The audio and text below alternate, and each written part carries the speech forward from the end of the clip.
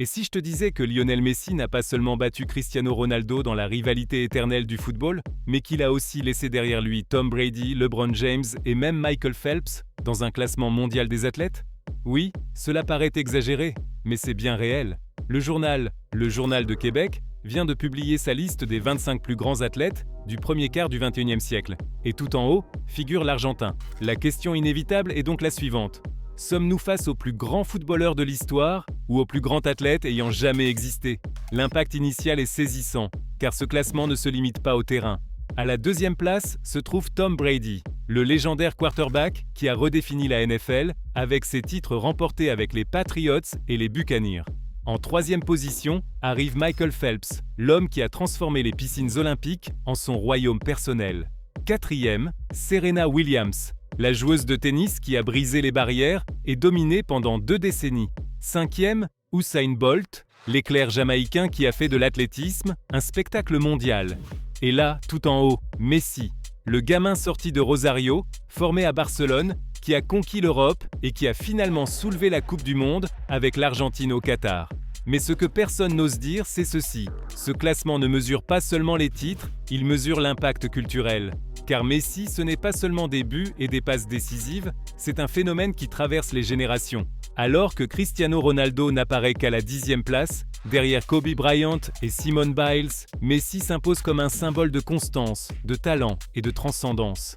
N'est-il pas ironique que le rival éternel se retrouve si loin derrière, dans un classement censé définir qui a donné le tempo du sport au début de ce siècle? Et la partie la plus frappante arrive maintenant. Si l'on parcourt la liste complète, on y trouve des noms qui sont de véritables légendes.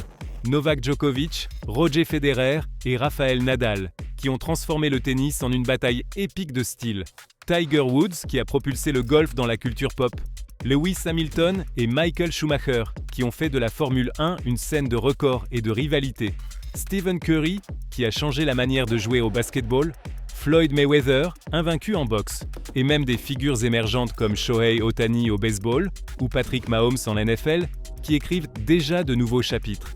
Mais il y a un détail que personne ne mentionne. Messi ne pratique pas un sport individuel, où tout dépend uniquement de lui. Messi brille dans un jeu collectif, où chaque passe, chaque mouvement, chaque but est conditionné par une équipe. Et malgré cela, il parvient à se distinguer au-dessus d'athlètes qui, dominant des disciplines solitaires. N'est-ce pas encore plus impressionnant? Maintenant, je veux faire une pause ici. Non pas pour ralentir, mais pour changer l'atmosphère. Car au-delà du classement, ce qui compte vraiment, c'est ce que Messi représente pour le football et pour le sport en général. Réfléchissons, combien de joueurs ont maintenu un niveau d'excellence pendant plus de 20 ans, se réinventant sans cesse, s'adaptant, tout en portant la pression d'être considérés comme les meilleurs? Très peu. Messi l'a fait à Barcelone, il l'a fait à Paris, il le fait à Miami, et il l'a couronné avec la sélection argentine au Qatar.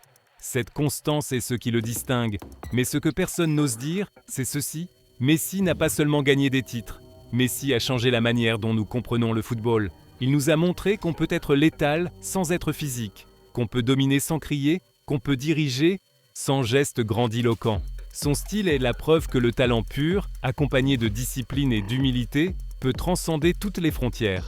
Et la partie la plus dérangeante arrive maintenant, car ce débat ne va pas s'arrêter. À chaque nouveau classement, à chaque comparaison entre Messi et Brady, LeBron ou Ronaldo, la discussion reviendra. Mais la vérité, c'est qu'au moins dans ce classement, l'Argentin est déjà marqué comme le plus grand athlète du premier quart du siècle. Et c'est précisément là que le classement cesse d'être une simple liste pour devenir une question inconfortable. Car si Messi est déjà placé au-dessus de figures ayant dominé des sports individuels, avec des calendriers plus courts et moins de variables externes, qu'est-ce que nous valorisons réellement quand nous parlons de grandeur? La force physique, la longévité, le nombre de bagues ou la capacité à maintenir l'excellence quand tout conspire contre vous?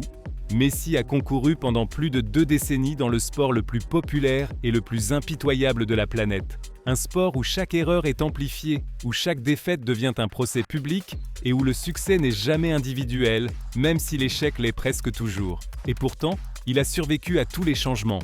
Entraîneur, système, génération, pression médiatique, critiques injustes, et attentes impossibles. Alors que d'autres athlètes ont brillé dans des environnements plus contrôlés, Messi l'a fait dans le chaos permanent du football d'élite. Il y a autre chose que ce classement met en lumière, et qui dérange beaucoup, parce que Messi n'a jamais eu besoin de réinventer son image pour rester pertinent. Il n'a pas construit son héritage à travers le marketing, la provocation ou la nécessité de s'imposer par le discours. Son impact a été silencieux, presque inévitable.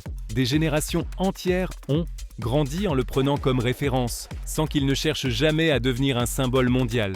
Il a simplement joué, et dans le monde moderne du sport, c'est presque révolutionnaire. Il y a aussi un facteur temps qui pèse plus qu'il n'y paraît, car tandis que de nombreux noms de cette liste appartiennent déjà au passé révolu de leur discipline, Messi est toujours actif. Il joue encore, il influence encore, il fait encore la une. Il est jugé non seulement pour ce qu'il a été, mais pour ce qu'il est encore. Et malgré cela, un consensus commence à se former, non pas parce qu'il a terminé sa carrière, mais parce que son héritage est déjà impossible à déplacer. C'est peut-être pour cela que ce classement dérange tant, non pas à cause de Messi lui-même, mais parce qu'il nous oblige à accepter que nous vivons quelque chose qui n'est pleinement compris qu'une fois terminé, comme ce fut le cas avec Jordan, Maradona ou Pelé. La différence, c'est que cette fois, nous le voyons en temps réel, et tout le monde n'est pas prêt à l'accepter. Car au final, au-delà des sports, des titres ou des comparaisons impossibles, une vérité commence à s'imposer. Messi n'a plus besoin de gagner pour justifier sa place. Il a déjà changé l'étalon avec lequel on mesure la grandeur. Et quand cela arrive, les classements cessent d'être des opinions pour devenir des témoignages d'une époque. Et c'est là que tout devient personnel, car dans quelques années, quand quelqu'un demandera ce que cela faisait de regarder Messi jouer, il ne suffira pas de montrer des buts en haute définition ou des statistiques interminables.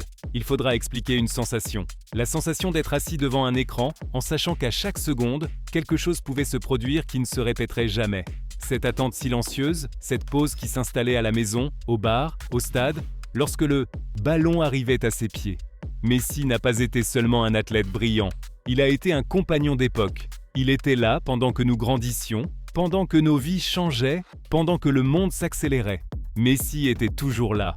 Dans une finale perdue, dans une revanche attendue, dans une nuit impossible, dans une joie qui semblait éternelle. Et peut-être que c'est pour cela que cela fait mal de le penser au passé, même s'il joue encore.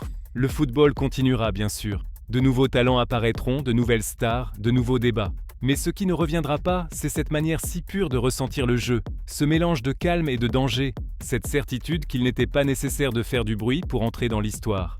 Messi nous a appris que la grandeur peut aussi être silencieuse, qu'on peut dominer sans s'imposer, qu'on peut diriger sans gestes grandiloquents. Et face à un tableau aussi puissant, le débat que nous avons commencé prend une autre dimension. Il est vrai que Messi ne se contente pas de rivaliser sur le terrain. Messi gouverne, et il le fait à travers le football, un sport qui déchaîne les passions, génère des débats sans fin et qui aujourd'hui le place au sommet du monde sportif. Maintenant, je te pose la question. Messi est-il seulement le plus grand footballeur de l'histoire, ou pouvons-nous déjà dire qu'il est le plus grand athlète que nous ayons vu en ce siècle? Laisse ton avis dans les commentaires. Je veux savoir ce que tu en penses. Et si tu as aimé cette analyse, abonne-toi à la chaîne, car ici, nous continuons à raconter les histoires qui font du football et du sport quelque chose de bien plus grand qu'un simple résultat.